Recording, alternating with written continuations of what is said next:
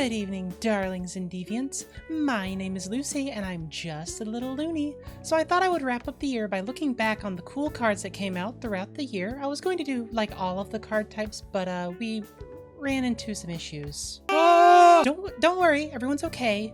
One of the benefits of being a multiversal cartoon character is that both me and my circus have plot armor. Convenient, ain't it? Still, it meant I didn't exactly have the time to do a video on every type that I wanted to.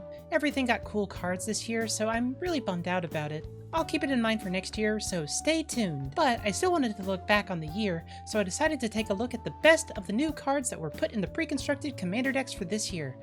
But then I realized there are a lot of quote-unquote premium commander decks. Both the Lord of the Rings and the Doctor Who ones were really expensive. You should not have been so expensive. You should be ashamed. And also, like, just some cards are really they cost a lot of money. So some cards would be super expensive, and y'all are probably wrapping up your Christmas shopping by the time this video comes out. So if you're anything like me, your budget's probably getting a little thin. But then it hit me. Let's look at the top 7 budget Precon cards of 2023. These are all a bunch of cards to spice up your commander decks that won't cost you more than $2 at time of recording each. Before we start off, maybe leave a comment to see if you can guess which ones I put on my list. Don't forget, I'm a little loony, so my picks may be a little wacky. Anyway, without further ado, let's start the show. At number 7, we have Demon of Fate's Design. For 4 and 2 black, you get a 6/6 enchantment creature demon with flying, trample, and once during each of your turns, you may cast an enchantment spell by paying life equal to its mana value rather than paying its mana cost. That by itself would be great in any deck that wants to play enchantments, but this demon has a second ability that's arguably more important. For 2 and a black and sacrificing an enchantment, this demon gets +X/+0, where X is the cost of the sacrificed enchantment. Being able to drop big enchantments by paying life instead of mana is pure value. I love being greedy and playing massive enchantments with this. Being in black, you can also play enchantments like Exquisite Blood and Sanguine Bond to make the life loss of playing enchantments for free not as bad, or, you know, just win the game. If you do this and your playgroup hates ya, didn't hear it from me. The demon's only at 7 though because, well, it's a very narrow 6 mana spell. It doesn't exactly win the game on its own necessarily. It's very expensive, and while it does do something really cool, it's not something you want in every black deck. So, number 7 it is. Number 6, we have Roar of Resistance. For 1 and a red, you get an enchantment that lets your creature tokens have haste. Tokens go zoom! But the reason it makes the list is the second effect. Whenever 1 or more creatures attack, you may pay 1 and a red. If you do, creatures attacking your opponents and or planeswalkers they control get +2/+0 until end of turn. While that kind of effect is mostly going to be used on your creatures, as if you're playing this kind of a token deck, you will simply have more of them and it will be more efficient. However, this card makes every time you have open mana a very powerful political tool. While your opponents could certainly attack you, they could hit your other opponents for more with your help and 1 and a red. Be the devil on everyone's shoulders and watch as the board devolves into chaos! The card's good. Number 6, since you need a bunch of creature tokens to make it work for you. Number 5 is Hedron Detonator. It's 2 and a red for a 2/3 goblin that pings your opponents for 1 whenever an artifact comes into play. You can also tap it and sacrifice 2 artifacts in order to exile the top card of your library and be able to play it this turn.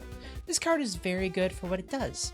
While it's not as cheap as a card like Reckless Fireweaver, giving you more and more ping effects for your artifacts coming into play makes decks that have that sort of a game plan much more efficient. It's always nice to have that sort of redundancy. What's better than 1 baseball bat into your enemy shins? 2 of them! And Hedron Detonator also has the benefit of being able to get you at more cards by sacrificing artifacts, something red-based artifact decks like to have.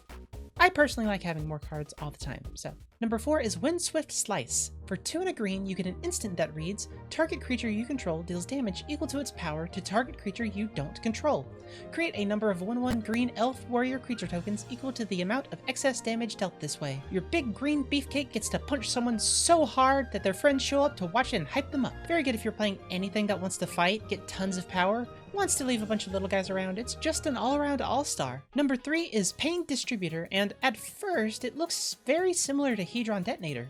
It's 2 and a red for a 2/3 Devil Citizen with Menace, and whenever a player casts their first spell each turn, they create a treasure token. Now normally, I don't like giving my opponents more mana, but Pain Distributor makes things cost quite a bit more for them to get that mana, because he also has, whenever an artifact an opponent controls is put into a graveyard from the battlefield, Pain Distributor deals 1 damage to that player. I put this card above Hedron Detonator because on one hand, while Hedron Detonator is more suitable for the artifact game plan because it relies on your artifacts, Pain Distributor not only gives you extra value for your spells, giving you those treasure artifacts, but it also makes anyone trying to also play with treasures have to pay for their greed. Only your opponents though. You're the one who has the hired muscle after all. Geronimo! Number 2 is Sonic Screwdriver. This card is absolutely fantastic, even though it's a little bit expensive for a mana rock. For 3 generic mana, you get a Manolith, which is pretty bad. But it also has 3 additional activated abilities strapped on. For 1 and a tap, you can untap another artifact, which doesn't have to be your own, by the way. I helped someone untap their Arcane Signet and gave them mana to cast a spell into my Rhystic Study last night. It was very fun. For 2 and tap, you can scry 1, and for 3 and tap, target creature can't be blocked this turn. Don't forget, that doesn't have to be your creature. It can be anyone's creature. Just don't activate it when one's attacking you. That is a bad idea. This mana rock does so much for so little investment and can get you out of a lot of difficult jams, just like it does for the Doctor. And the number 1 card is... well, first see if you can guess it. You can make a guess? Okay, well, number 1 is Wave Goodbye, a last-minute entry into the list. For 2 and 2 blue, you get a sorcery that says, return each creature without a +1/+1 counter on it to its owner's hand. 1, I love me a good pun, and that instantly puts the card to number 1 for me, but it's also an extremely powerful one-sided board wipe. While it doesn't do that much if another player is playing with +1/+1 counters, it's very rare that everyone is playing with counters. And, you know, even if someone else is playing with counters, you can play around this and play it when they may not have their game plan in place yet.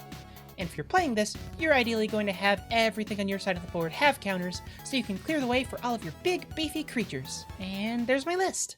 I think the precons this year were all 100% absolute home runs, well, with one notable exception of a set. And I'm excited for what's to come next year.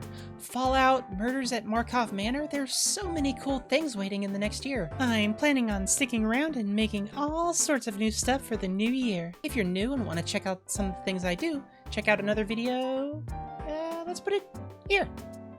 As always, thank you all so very much for watching, and until next time, au revoir!